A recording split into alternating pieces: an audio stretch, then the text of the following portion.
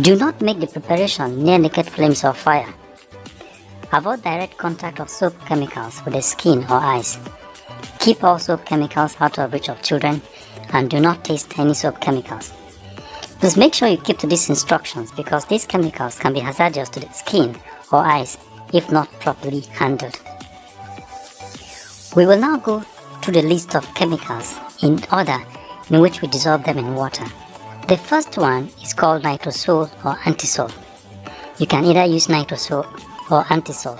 Nitrosol dissolves instantly in water while antisol takes time to dissolve. Both chemicals have appearance like powdered milk. The second chemical that will go into the solution of nitrosol or antisol is called caustic soda. Caustic soda consists of crystalline structure like that of sugar. And the third chemical that will go into the solution is called soda ash. Soda ash has a very coarse crystals and a dirty white color. Now the fourth chemical, which consists of 4 chemicals, are as follows. The first one is sodium lauryl sulfate, also called SLS. In place of sodium lauryl sulfate, SLS, you can use Texapon. You can either use Texapon or SLS. Either of them will be okay. People are fond of using the two of them at the same time. That is not correct. You can either use sodium lauryl sulfate or Texapon. Any of them will be okay. Sodium lauryl sulfate SLS has rice-like appearance, while Texapon has jelly-like appearance. The next chemical in this category is STPP. STPP, which is also called sodium tripolyphosphate, looking so much like table salt. Sulfonic, which is the next chemical in this category, is a very thick, dark chemical like honey. And the last one here is foaming booster, a transparent chemicals which help to boost the foams of soap. In the group 4 category, order is not important. You can start with anyone and end with anyone. But there's one more point I want to make very clear here. Sulfonic is not the same thing as sulfuric acid. Sulfonic has honey-like appearance, while sulfuric acid is a transparent, odorless liquid, very dangerous if concentrated. Make sure you get sulfonic and not sulfuric acid. The 5th chemical is the color, and the 6th chemical is the perfume. Well, there are different kind of perfume and color in the market. You can make your choice. Please note that you will have to dissolve these chemicals in this order that I have listed. If you miss the order, you will not get a good quality soap. Hence, it has to be in this particular order: nitrosol or antisol. That's number 1. Number 2 is caustic soda. Number 3 is soda ash. And the 4th group of chemical, which I said in this category, order is not necessary. You can start with anyone and end with anyone, are SLS or Texapon, STPP, sulfonic, and foaming booster. And the 5th chemical is color, while the 6th one is perfume. Now let's see the quantity of materials required to produce 20 liters of liquid soap. Nitrosol, 130 gram. And if you are using antisol, you also use 130 gram. Nitrosol or antisol, 130 gram. Caustic soda, 100 gram. Soda ash, 350 gram. SLS, 100 gram. And if you are using Texapon, you use 200 gram. STPP, 150 gram. Sulfonic, half a liter. Foaming booster, half a liter. Color, 50 gram. And perfume, 40 ml.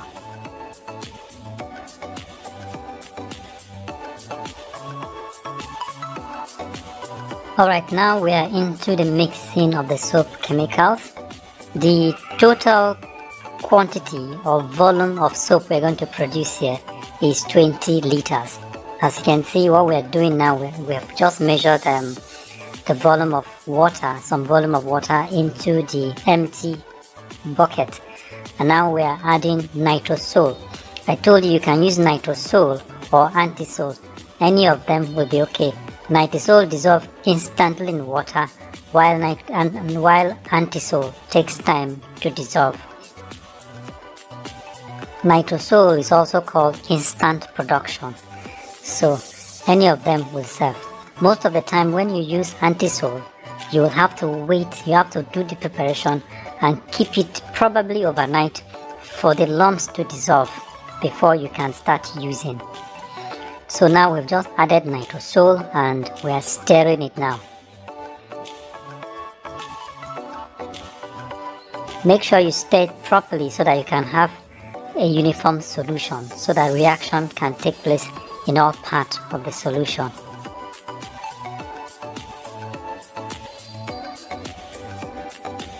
The next thing we're going to add to it is caustic soda. Caustic soda is what we are dissolving in water now. Now notice how we are doing it. We will first dissolve the caustic soda in a solution of water. We are not going to dissolve it directly into the nitrosol solution, because if you do that, it will form lumps. We first dissolve it in water in another bowl before we transfer the solution into the nitrosol. This is caustic soda. Now we are stirring a very strange chemical. Whenever you dissolve caustic soda in water, the container feels hot. This is because the reaction is an exothermic reaction. Caustic soda in solution liberates heat to the environment, and that's why the container feels heat. It's an exothermic reaction. So now we are dissolving caustic soda in water. Then later on we add it to the nitrosol solution. Stir it properly to ensure that everything is dissolved. Now we are going to add it to the solution.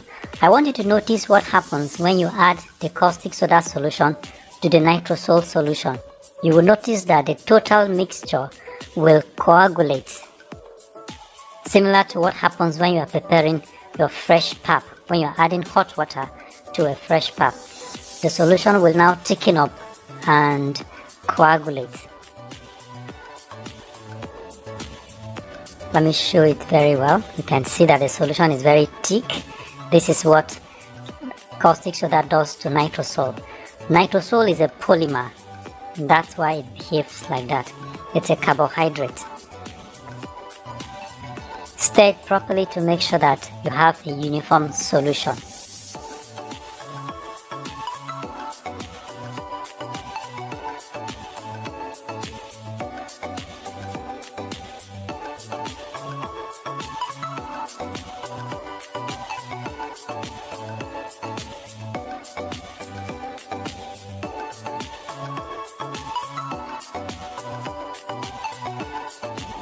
The next chemical we're going to add to it now is soda ash, which is the third chemical. This is the third chemical. Soda ash is what we're going to dissolve in water now. Soda ash is about the largest material that we are using in this production. It's about 350 grams. So just like I said earlier, first dissolve it in water in another solution, and then you make sure the particles are properly dissolved before you transfer the solution into the already made soap solution. This is to avoid formation of lumps in your soap.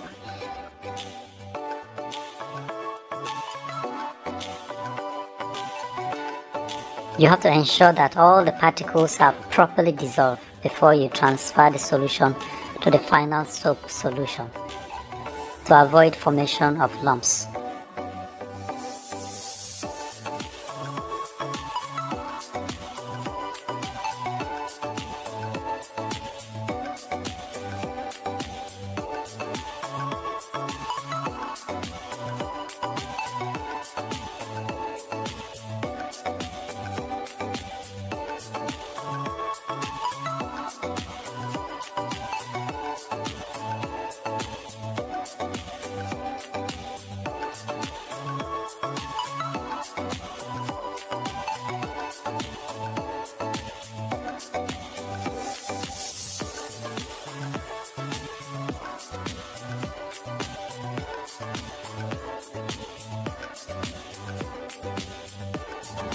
As you add the soda ash solution to the soap solution, it's going to neutralize it, but don't worry, the solution might turn watery, but with the addition of other materials, it's going to thicken up later. So make sure you stir it properly so that you have a homogeneous mixture.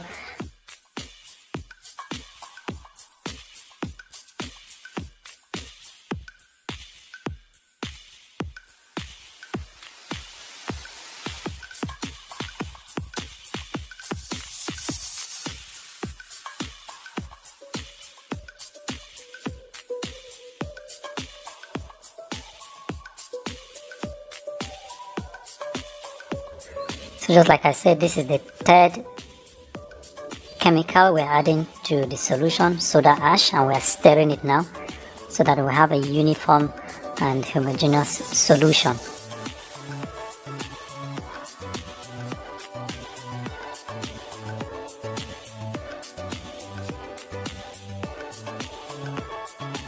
So now we are moving into the group 4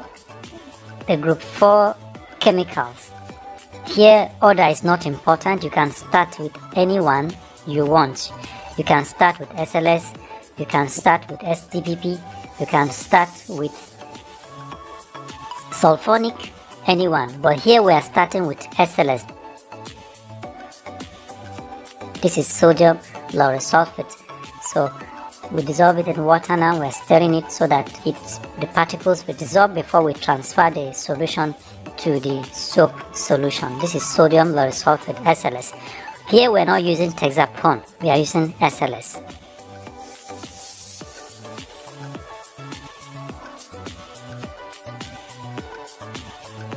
We have to make sure that the particles are properly dissolved so that we can stir it properly, stir it very well. Sometimes you need room or space to be able to stir the solution properly.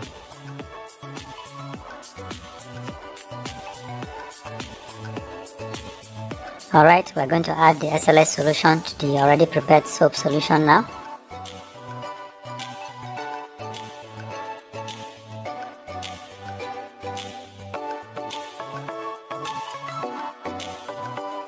Just like I said earlier, you can use Texapon or SLS, but here we are not using Texapon, we are using SLS.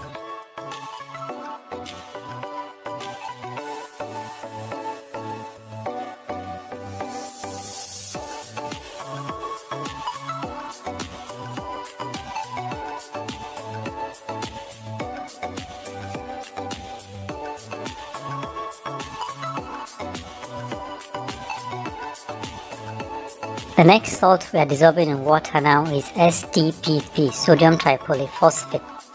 This chemical looks so much like common salt, what we generally call table salt. It's very easy to dissolve because it looks so much like table salt.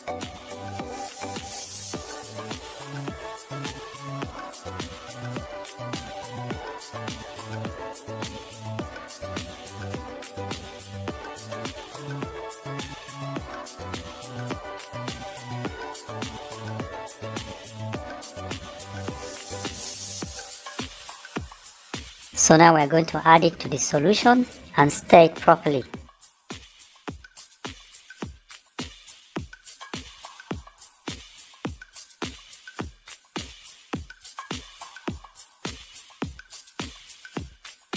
So I think that's all for the solid materials. We've all dissolved all the solid materials. We only have the liquid material left. No, we have color left. Color is still left. We're going to dissolve it in water also.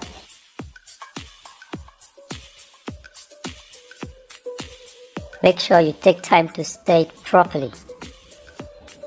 Now we are going to add sulfonic, very thick, dark chemical, having honey-like appearance.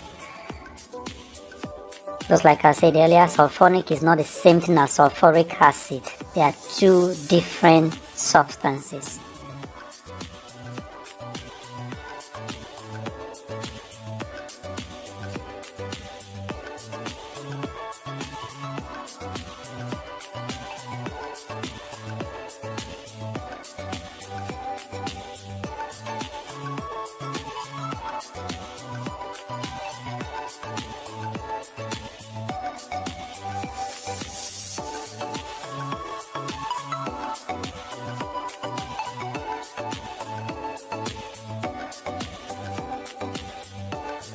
Alright, now we are adding foaming booster, transparent liquid,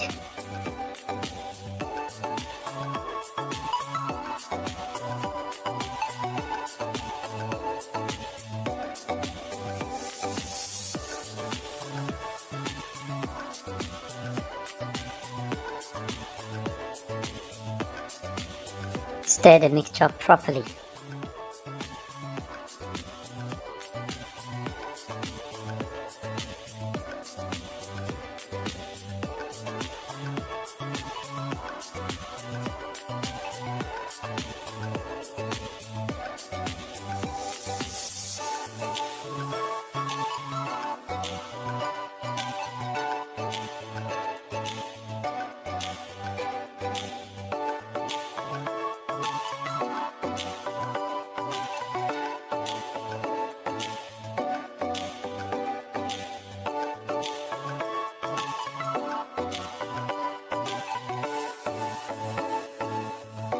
Alright, now we're going to add, this is Texapon, but we're not using it, so keep it aside. Now we're going to add color to it. First of all, dissolve your color in water, just like other solid materials.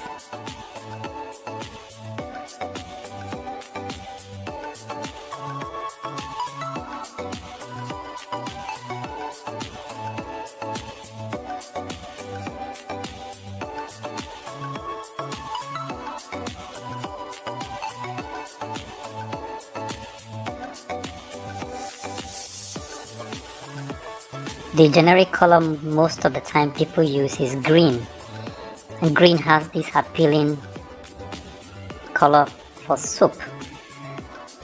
You can use orange, whichever color you want, but most of the time people use green because green has this generic appearance and appealing for soap.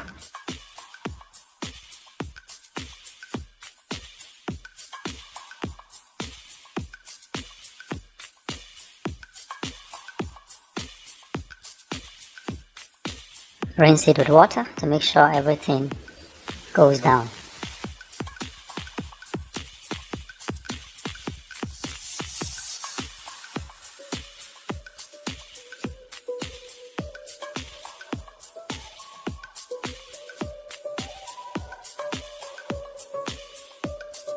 So just like I said earlier, the total volume of material we're producing here, of soap we're producing here, is 20 liters. So the volume of water you're going to use should be about 20 liters.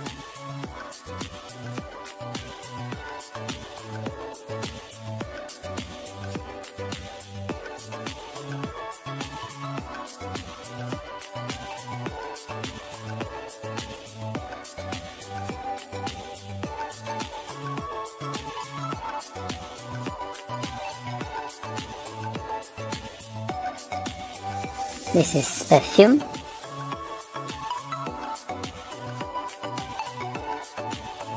Just like I said earlier, we have different kind of perfumes in the market. You can make your choice.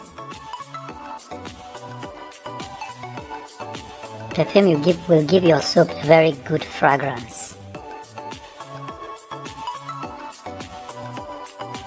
So our homemade soap is almost ready, as you can see. Just continue to stir it. So what we need to do now is that we have to top up the water to the level, because it's very thick, it's still very thick. You can top it up with water to get to the 20 liter mark. So just top it up with water.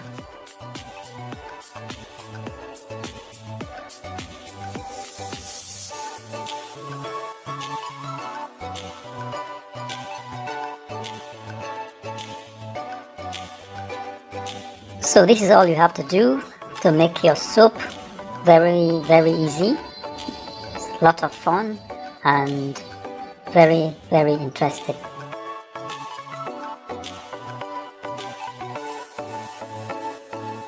So thank you very much for watching. If you like this video, give us a thumbs up and subscribe to our YouTube channel.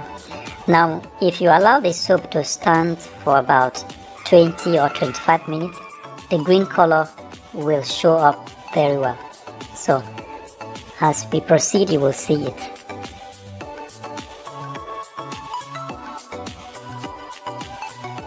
You can see how thick the material is. Very, very thick. You can still add water to neutralize it a bit.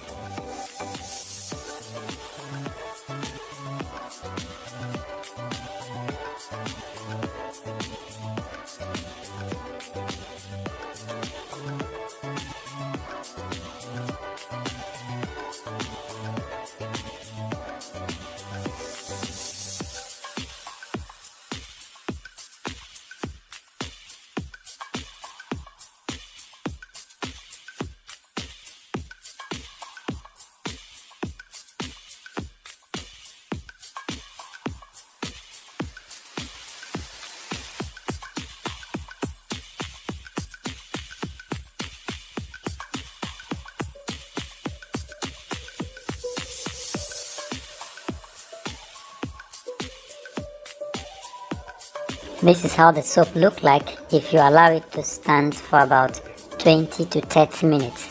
The green color is fully out and more appealing.